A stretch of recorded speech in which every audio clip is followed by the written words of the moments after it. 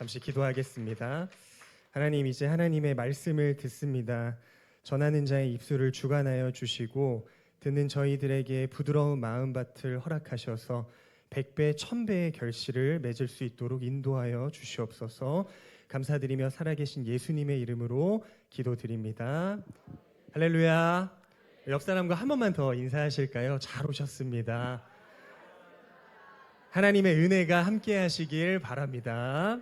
네. 지금 저희가 살아가는 시대가 참 하루가 다르게 변화한다는 느낌을 받는 그런 시대인 것 같아요. 제가 전에는 이렇게 변화한다는 거를 알고 있었는데, 그래, 이게 막 피부로 와닿을 만큼 그렇게 빠르게 변화하는 건가 싶었거든요.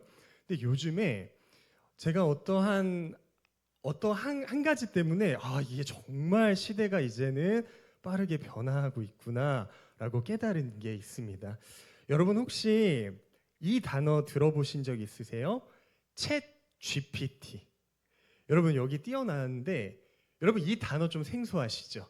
네, 이게 요즘에 무엇이냐면 제가 한번 설명해 드릴게요. 이 챗 GPT가 뭐냐면 여러분 저희가 컴퓨터나 저희 핸드폰 다 있으시죠? 핸드폰에 활용할 수 있는 어플이에요.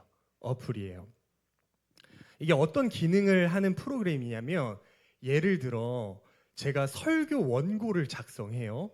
그러면 이 프로그램을 켜고 어떤 주제에 대해서 A4 용지 한 5장 분량으로 설교 원고를 작성해 줄래? 라고 입력을 하면요 5초도 안 돼서 설교 원고를 만들어줍니다. 여러분 근데 걱정하지 마세요. 오늘 설교는 GPT가 만들어준 설교가 아니에요. 이 GPT가 만들어준 설교 원고를 보면요 이 문장력이 완전 기계예요. 기계. 오차가 없습니다.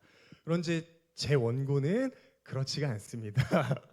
또 무슨 기능이 있냐면 이제 뭐 책 한 권이 있잖아요. 그러면 책의 저자 그리고 뭐 책의 제목 이렇게 적고 이 책에 대해서 정리해 줄래? 라고 입력을 하면요 5초도 안 돼서 그 책의 내용을 싹 정리해 줍니다. 네. 또 어떤 기능이 있는지 아세요? 또 어떤 기능이 있냐면 음악 좀 만들어 줄래? 여러분 음악을 만들어 줘요. 그림을 좀 그려 줄래? 그림도 그려 주더라고요.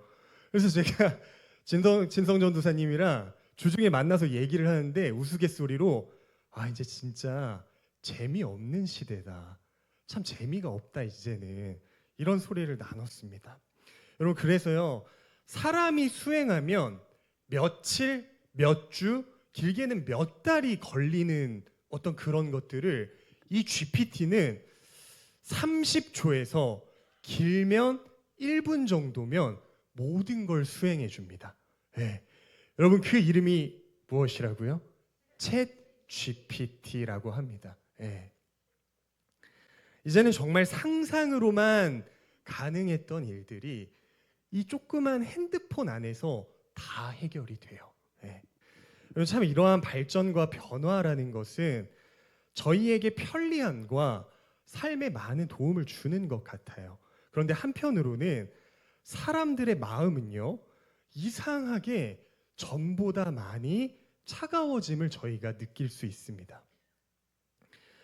점점 혼자서 해낼 수 있는 것들이 많아지다 보니까요 사람을 만날 필요가 없어요. 네.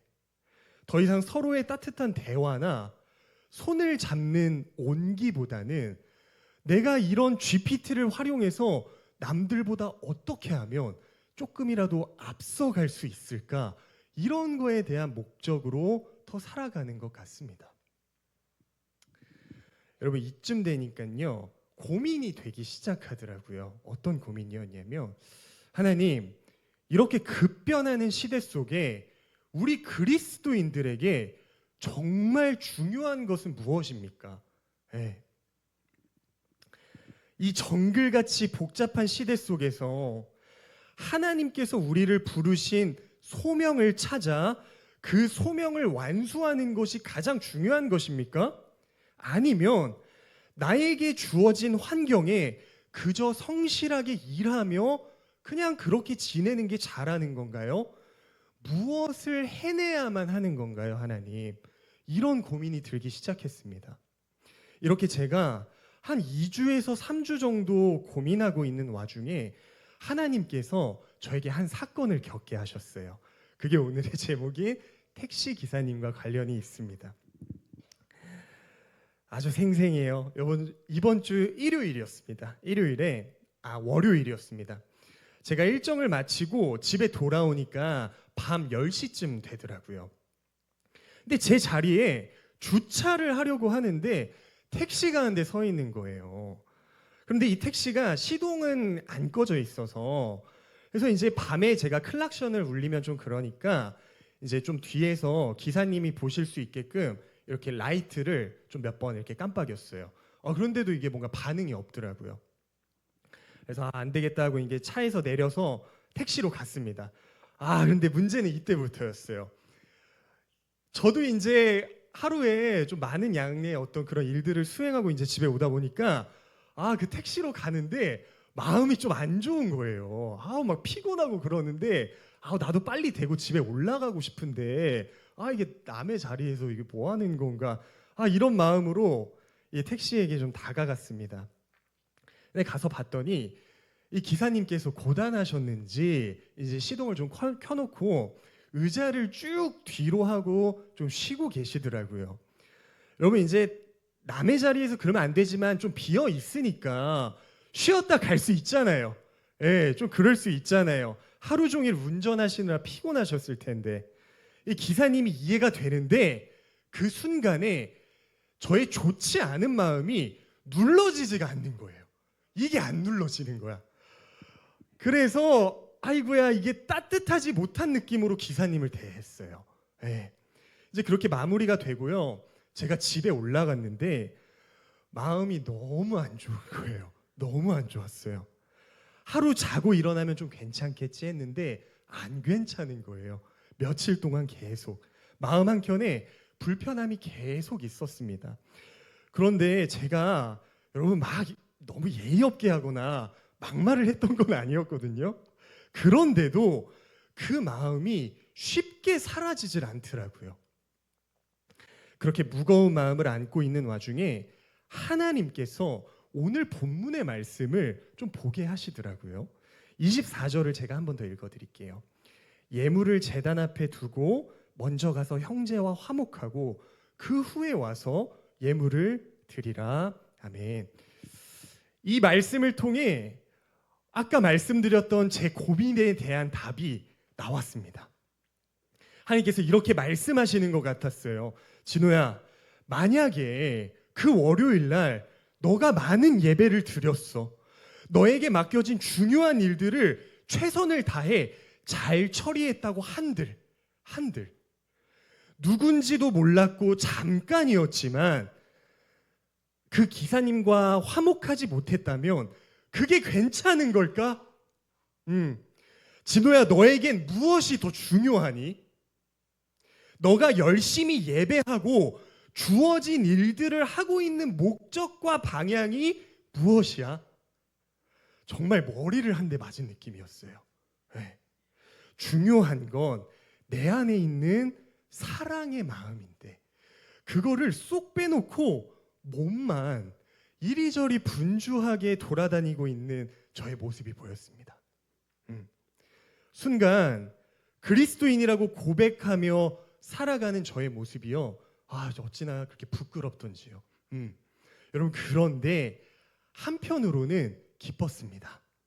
하나님께서 무엇이 중요한지 다시 한번 일깨워 주셨기 때문입니다. 네. 집사님, 아까 PPT 한 번만, 한 장만 더 넘겨주시겠어요? 여러분, 진짜 중요한 것은 우리 한번 같이 읽어볼까요? 시작. 서로 화목하라. 여러분, 이 대목을 지나면서 정말 축복하고 싶은 것은요, 여러 가지 것들로 인한 분주함 때문에요, 서로 화목할 수 있는 시간을 놓치지 않길 바랍니다. 정말 주님의 이름으로 간절히 축복합니다. 여러분, 그렇다면 화목하기 위해서는 무엇이 필요할까요? 곰곰이 생각해 봤어요. 적당한 예의, 분위기에 맞는 말이나 행동, 인내하는 것 다 맞죠. 여러분, 그런데 다 필요한 것들이지만 가장 중요한 것이 한 가지 있습니다. 하나만 더 넘겨주세요. 여러분, 로마서 5장 8절 말씀인데 우리 이 말씀 한번 같이 합독하겠습니다. 시작.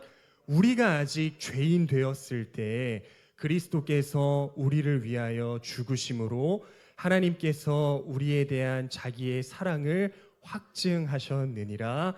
아멘.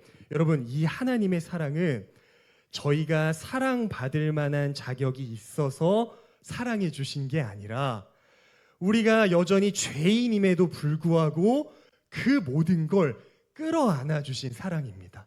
네, 부장님 하나만 더 넘겨주세요. 여러분, 저희는 이거를 긍휼이라고 하죠. 네. 여러분, 저희가 화목하기 위해서는 다른 것이 아닌 하나님께서 우리를 사랑해 주신 이 긍휼의 사랑을 기억해야 합니다. 죄인인 우리를 끌어안으신 긍휼의 사랑을 기억할 수 있다면 우리도 남의 허물과 잘못함을 기꺼이 끌어안을 수 있게 될 것입니다. 그 사랑을 기억할 수 있다면 남의 눈에 티가 아닌 내 눈에 들보를 먼저 볼 수 있게 될 것입니다. 그 사랑을 기억할 수 있다면 급변하는 시대 속에서도 점점 차가워지는 마음들 속에서도 우리가 머무르는 곳은 따뜻할 것입니다. 그 사랑을 기억할 수 있다면 예수님의 말씀처럼 긍휼이란 결국 돌고 돌아 나에게 돌아온다는 것을 깨닫게 될 것입니다. 여러분, 말씀을 정리하겠습니다. 항상 그래왔듯이 많은 일들이요 저희를 분주하게 만들고 정신없게 만든 것 같아요. 그리고 아마 새롭게 시작되는 내일부터도 우리는 모두가 그러지 않을까 합니다. 여러분, 그런데 이 시대에 그리스도인으로 살아간다는 것은 여전히 분주하고 정신없지만 그 속에서도 하나님의 긍휼의 사랑을 기억해내고 기꺼이 흘려보내는 삶이라고 생각합니다. 네. 여러분, 영성작가 헨리 나우엔의 긍휼이라는 책에 적힌 글귀를 끝으로 말씀을 마치겠습니다. 굶주림과 추위로 죽어가는 가족 이야기, 우리 이웃을 조직적으로 괴롭히는 소식, 힘없는 어린아이를 학대하고 죽이는 뉴스로 가득한 세상에서 예수님처럼 긍휼의 마음을 갖는다는 것은 무엇을 의미하는가? 긍휼은 고된 작업이다. 긍휼은 고통 중에 있는 사람들과 함께 부르짖는 것이다. 긍휼은 그들의 상처를 싸매주고 그들의 삶을 껴안는 것이다. 긍휼은 정의를 위해 투쟁하며 불의한 자들을 고발하는 것이다. 궁극적으로 우리의 동료를 위해서 우리의 삶을 내려놓는 것이며 인간됨이라는 상황 속에 푹 잠기는 것이다. 네. 여러분, 새로운 한 주간의 삶에서요 저와 여러분들의 긍휼로 인해서 차가운 마음들을 녹여내는 따뜻한 시간들이 많이 있으시길 바라겠습니다. 기도하겠습니다. 하나님, 감사합니다.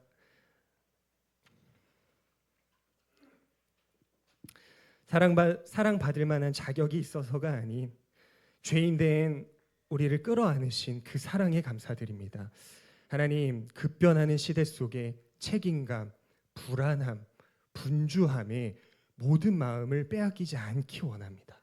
하나님의 긍휼의 사랑을 기억하게 하시고 때로는 각박하고 버겁게 느껴지는 삶이지만 여전히 따뜻한 마음을 나눌 수 있는 여유를 허락하여 주시옵소서. 특별히 이 시대의 중심에 있는 청년들의 마음을 튼튼하게 세워주시고 믿음의 경주를 이어나갈 수 있도록 함께하여 주시옵소서. 길이 보이지 않을 때도 항상 다른 곳으로 길을 열어두신 하나님의 손길을 찾게 하시고 발견할 수 있도록 인도하여 주시옵소서. 오늘의 모든 예배를 주님께 올려드리며 살아계신 예수님의 이름으로 기도드립니다. 아멘.